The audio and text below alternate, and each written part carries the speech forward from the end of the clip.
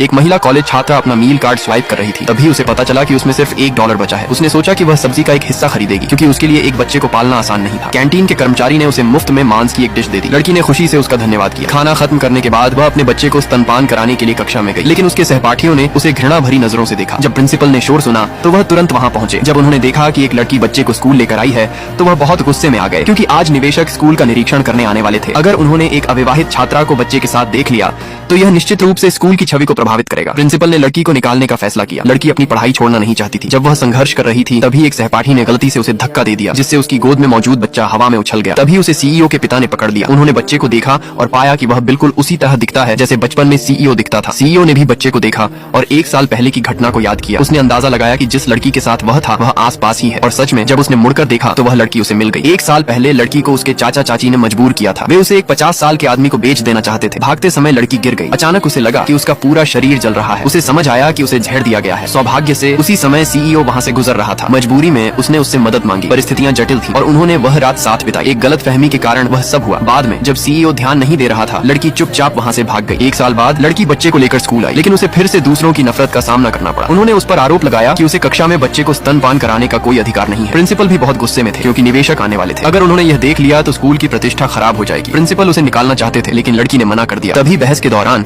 एक सहपाठी ने लड़की को टक्कर मार दी, जिससे बच्चा हवा में उछल गया और सीधे सीईओ के पिता की बाहों में जा गिरा। प्रिंसिपल ने तुरंत लड़की को वहाँ से हटाने का आदेश दिया और बोर्ड को रिपोर्ट किया कि बच्चा किसी छात्र का छोटा भाई है। जब चेयरमैन ने बच्चे को देखा और पाया कि वह बिल्कुल सीईओ जैसा दिखता है, तो उन्होंने निष्कर्ष निकाला कि यह उनका पोता है। उन्होंने बच्चे को घर ले जाने का फैसला किया। खुशी में उन्होंने स्कूल में 200 मिलियन निवेश करने की योजना बनाई। ये सुनकर प्रिंसिपल बहुत खुश हुए। उन्होंने कहा कि बच्चा चेयरमैन के साथ रहने के लिए ही बना है। सीईओ अपने पिता को रोक नहीं सका, इसलिए उसने पहले सहमति दे दी। उसने सोचा कि वह बाद में बच्चे की माँ को ढूंढकर उसे वापस कर देगा। घर पहुंचकर सीईओ ने डीएनए टेस्ट कराया और पाया कि बच्चा वास्तव में उसका ही है। इससे उसे यकीन हो गया कि 1 साल पहले वाली लड़की इसी स्कूल में थी। उसने तुरंत लोगों को उसे ढूंढने के लिए भेज दिया। अगले ही पल एक गांव जैसी दिखने वाली छात्रा वहां आई और कहा कि वह बच्चे की मां है। सीईओ को थोड़ा शक हुआ। उस छात्रा ने बच्चे की पीठ पर मौजूद जन्म चिन्ह के बारे में बताया। जांच करने पर वह सही निकला। उन्होंने मान लिया कि वही बच्चे की मां है। अपना वादा निभाने के लिए सीईओ ने उसे बच्चे की देखभाल के लिए वहीं रहने दिया। असल में वह छात्रा लड़की की सबसे अच्छी दोस्त थी। उसे जलन थी कि लड़की इतनी भाग्यशाली थी कि सीईओ के बच्चे की मां बन गई। इसलिए उसने खुद को बच्चे की मां बताकर उसकी जगह ले ली और अमीर जिंदगी जीने लगी। सच्चाई छिपाने के लिए वह बच्चे को वापस स्कूल ले आई। इस बीच लड़की हर जगह अपने बच्चे को ढूंढ रही थी। जब उसे बच्चा वापस मिला तो वह बहुत खुश हुई। उसने अपनी दोस्त के कपड़े और रहन सहन देखकर हैरानी जताई। दोस्त ने कहा कि उसे एक अमीर आदमी पसंद करता है और वह जल्द ही शादी करने वाली है। फिर उसने लड़की के भले का नाटक करते हुए कहा